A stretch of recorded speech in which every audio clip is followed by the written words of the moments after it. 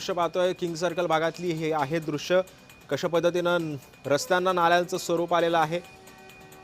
आणि या सगळ्या संदर्भामध्ये मुंबईमधल्या पावसाचे अपडेट्स घेण्यासाठी जाऊयात। माझी सहकारी भाग्यश्री प्रधान आपल्या सोबत आहे।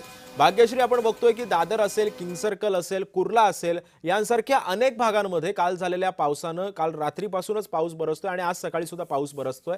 या सगळ्या पावसामुळे सखल भागामध्ये पाणी साचायला सुरुवात झालेली आहे। तू आता कोणत्या भागात आहेस आणि सध्या तिथली काय परिस्थिती आहे? नक्कीच मी खरं तर मुंबई CSMT स्थानकाजवळ आहे आणि पाऊस तर बरसतोच आहे। मात्र आपण जर बघितलं तर सगळ्यात जास्त पाऊस दादरला पडलेला पाहायला मिळतोय। त्यामुळे किंग सर्कल पाण्याखाली आहे, पूर्ण अंधेरी सबवे पूर्ण पाण्याखाली काल देखील गेला होता, आज देखील तिथे तीच परिस्थिती पाहायला मिळते।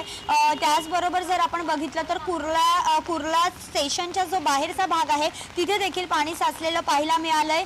याचबरोबर अनेक ठिकाणी झाडं जी आहेत ती रस्त्यावर कोसळलेली आहेत, त्यामुळे अनेक गाड्यांचं नुकसान झालेलं पाहायला मिळते। अद्यापपर्यंत आज निदान किंवा काल दिवसभरात तरी जीवितहानीची कोणती घटना मुंबईत घडलेली नाही। मात्र ज्या पद्धतीने पाऊस पडतोय, आज हवामान खात्याने देखील ऑरेंज अलर्ट जो आहे तो जारी केलेला आहे।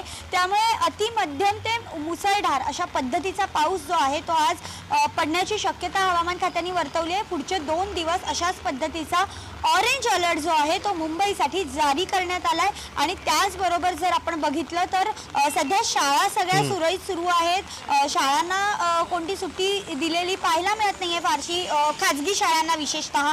मात्र जर पाऊस मोठ्या प्रमाणात अद्याप झाला तर शाळा देखील बंद होतील अशा पद्धतीच्या सूचना कालच देण्यात आलेल्या होत्या।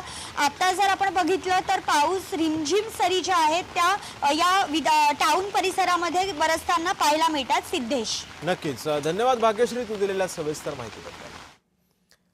बातमी पालघरमधून आहे। पालघर जिल्ह्याला आज पावसाचा